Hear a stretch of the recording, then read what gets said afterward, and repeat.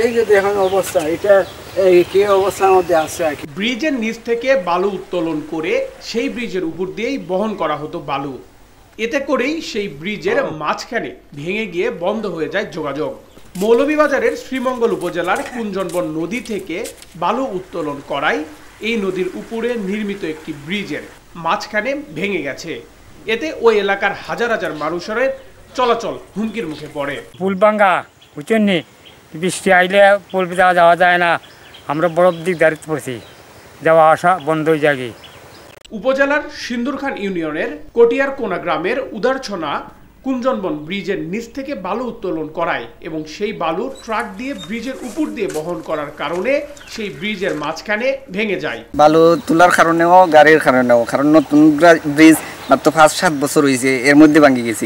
ওই ইউনিয়নের প্রায় 10টি গ্রামের কয়েক হাজার মানুষ ও ভারতীয় সীমান্ত এলাকায় বাংলাদেশের বর্ডার গার্ড, বিজিবির টহল দল এবং কুঞ্জনগ্রাম সরকারি প্রাথমিক বিদ্যালয় শিক্ষার্থীদের ঝুঁকি নিয়ে চলাচল করতে হচ্ছে।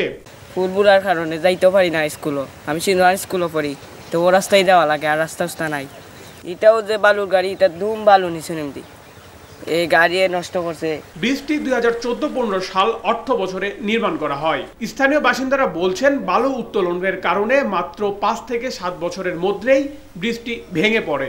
আপনারা নিজেও দেখছেন, আমরাও যাইতে ভয় করে, এটা যে কোন লোকেই দেখলে মানে এটা ভয় করে যে এটা মুখে নামতে সাবাস পাইতেছে না, আবার যদি আরো 2-1টা গুলা দেয় তখন তো এটা মনে হয় নিবুকি সাইডে রোডের কারণ হয়তো আটকে। মৌলভীবাজার এলজিডির নির্বাহী প্রকৌশলী আহমেদ আবদুল্লাহ বলেন, উদানছড়ার উপর ব্রিজটি আমি পরিদর্শন করব, কত সালে নির্মাণ হয়েছে সেটা আমার কাছে নেই। আমি ব্রিজটা ভিজিট করব, ভিজিট করে কবে নির্মাণ হয়েছে এই হিস্টোরি আমার কাছে এই মুহূর্তে নাই। আমি ভিজিট করে পরে এটা কি ব্যবস্থা নেওয়া যায় ব্যবস্থা। শ্রীমঙ্গল উপজেলার নির্বাহী কর্মকর্তা আবু তালেব জানান, বৃষ্টির বিষয়ে আমি শুনেছি, এলাকাবাসীর অভিযোগ বিভিন্নভাবে অবৈধভাবে বালু উত্তোলনের কারণে ভেঙে গেছে। কুঞ্জবন ব্রিজের কথা যেটা আপনি বললেন ওটা আমি শুনছি বিষয়টা, ওটা যে এলাকাবাসীর অভিযোগ বিভিন্ন যারা অবৈধ বালু উঠাচ্ছে, বালুর কারণে এই সমস্যাটা হচ্ছে। আমরা অলরেডি সিন্ধুখানে অনেক বালু জব্দ করেছি, আমরা মোবাইল কোর্ট করতেছি, আমাদের অভিযান অব্যাহত আছে। আমরা উদ্যোগ নিয়েছি শ্রীমঙ্গল অবৈধভাবে কোনো বালু উঠাতে আমরা দিব না, যারা বালু উঠাবে তাদের প্রত্যেকের নাম মামলা হবে। অতিরিক্ত বালু উত্তোলনের কারণে এবং বালুবাহী ট্রাক চলাচল করায় অকালে ভেঙে পড়ে ব্রিজটি। আধভাঙা এই ব্রিজ দিয়ে জীবনের ঝুঁকি নিয়ে চলাচল করছেন স্থানীয়রা। তাদের দাবি, দ্রুত সময় ব্রিজটি সংস্কার করা হোক।